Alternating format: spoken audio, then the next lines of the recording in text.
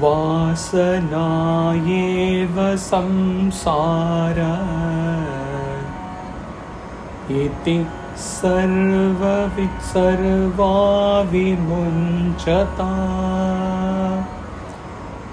tattyāgo vāsanātyāgātsthitiradya yathā tathā.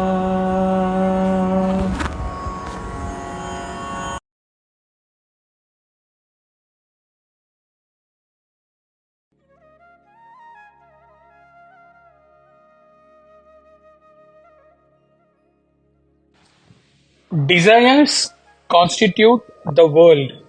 Therefore,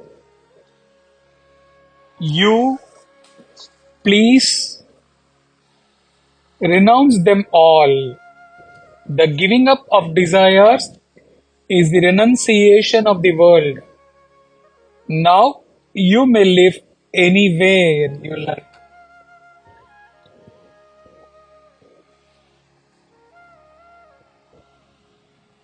Continuing with the previous verse,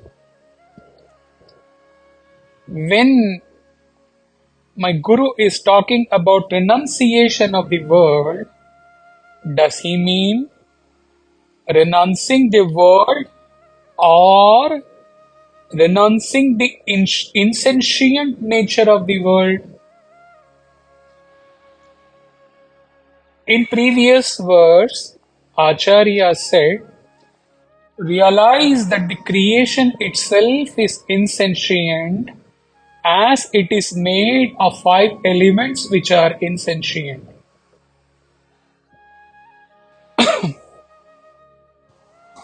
This was with an assumption or a visualization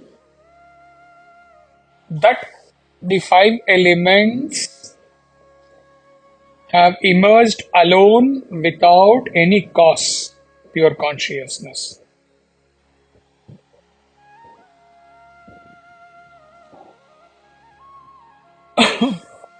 If consciousness is not the cause for 5 elements, then how the creation thus born out of 5 elements without the causeless cause being there, then how that creation would be? The Guru says, desire constitutes the world.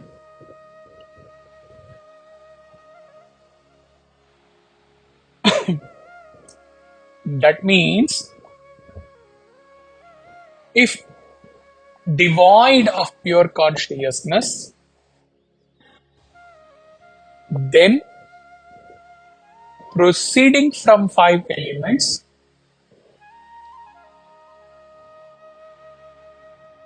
the cause for the world is, as per today's verse, is desire.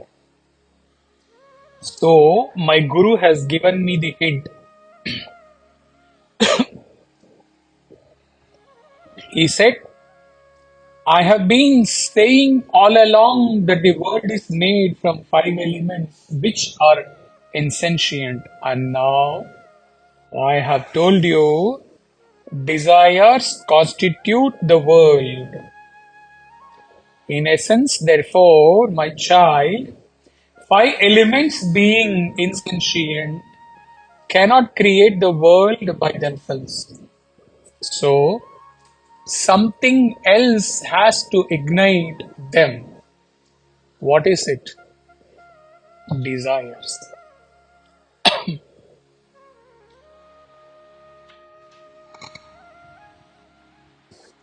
Devoid of consciousness, Chaitanya, your desire is the cause for creating your world for you.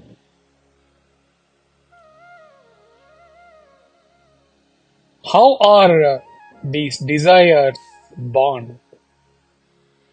Desires are born out of vāsanas. Vāsanas breed desires, attachments.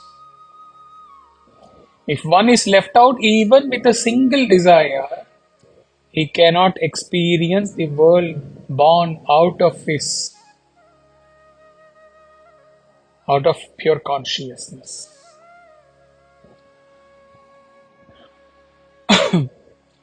He is bound to think then that the creation without the basis of Chaitanya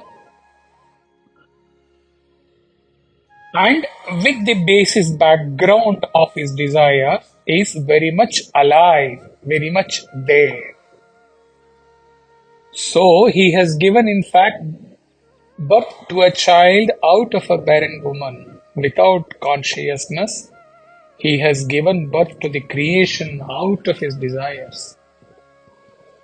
With desire still present in a man, he is bound to believe the world as real. So, he does not even reach to the stage of the earlier verse to believe that the world is unreal, because in the earlier verse, we proved that the creation is born out of 5 elements, which is insentient. Therefore, the creation should be insentient. Here, it is changed, the dimension has changed. Here, he believes that his desires is the cause for this creation. Therefore, he very much believes that the creation is very much there, not insentient, but alive, burning with his desires. How to get out of this circle? Ashtavakra says, give up your desires. And giving up desires means renouncing the world.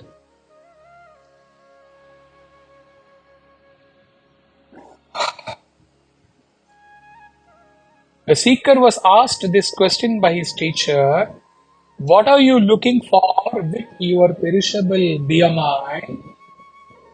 And what objects you are looking for to satisfy your desire, when all those objects are not different, as all of them are also perishable, transient and insentient as your BMI is. The disciple is thinking now. Self, without the awareness of self, what it would be, as per the teachings which my Guru has imparted to me.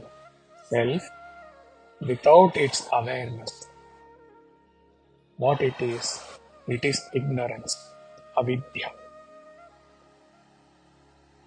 And this self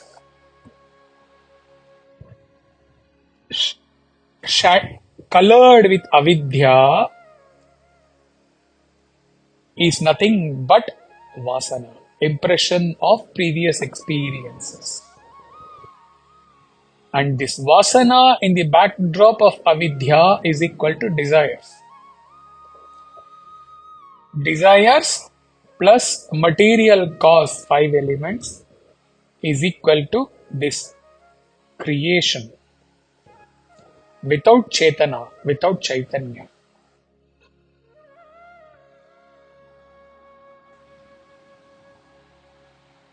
It is insentient, I know, but when I approach this creation, there are times when I believe it to be real.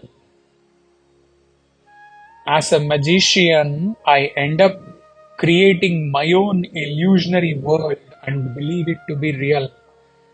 When the creation is born out of vasanas, desires. The disciple is almost disillusioned. He looks up to his master. And even without his asking the question, the master who lives in his disciple's heart knows what the disciple wants to ask. What he wants to ask. Master, when I have known with your guidance that my body, all bodies, all objects and the creation itself is insentient, perishable as per the previous verse instruction to me, then with this body, mind, intellect, after knowing its insentient and ephemeral nature, why do I have to live anymore? What more do I have to achieve? What is the purpose of carrying this BMI? And he awaits for his master's answer. Master, like he did not give the direct answer in Kenopanishad, says, get into recluse, aloneness for a week. Contemplate deeply on this one single thought. When my BMI is transient, this creation is transient, then is there any purpose of my existence? And contemplate and come to me after a week. The real takeoff in the mission happens at this stage for the disciple. In the depth of silence, the seeker, the student realizes not as a mere equation, but as a real experience. What?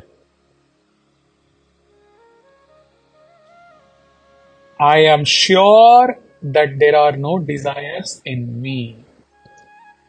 With this confirmed inner conviction, I look back to the equations which I had drawn earlier.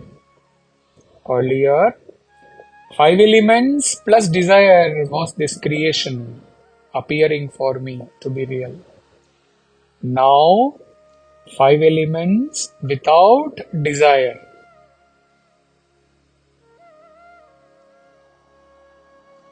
Is what? I think further.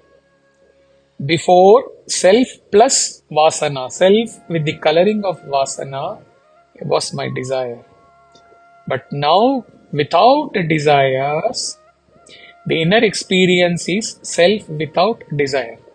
That means self is minus vāsanā also. As there is no vāsanā prompted desire, there is no vāsanā at all in me. Earlier, it was self plus avidya is equal to vāsanā. Now, with the vāsanā also gone, what am I left with? Self minus vāsanā. Earlier, self, one step further. Earlier, self plus ignorance was equal to avidya. But now, with the ignorance gone, self minus ignorance is self alone, nothing else. So, vāsanā gone, desire gone, creation gone, avidya gone, ignorance gone. So, it is just self, the inner core, and at the surface level, BMI 5 elements. I go back to my Guru in utter ecstasy and tell him with reverence, O Master, I have renounced my desires. There is no creation for me, as you said. Your desires arising out of your vāsanas is equal to your creation. No vāsanas, those no desires, and therefore no creation. The Guru is still silent. Disciple waits and then says or thinks, maybe, I don't know, maybe still some avidya is left out. Because my Guru has not confirmed still my state as self minus ignorance is equal to aloneness of self, only self, kaivalya. So is there any avidya still left in me? O Guru, without your guidance and grace, if at all any avidya is left out in me, it may not go, Guru. Guide me, guide me. The Guru is in bliss but in silence. The guidance from the Guru comes in the next chapter in a verse.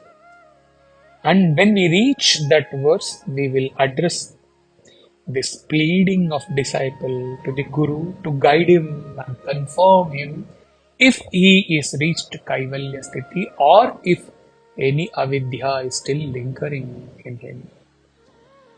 Let us wait for the next chapter, one particular verse. Hari Om. That's it.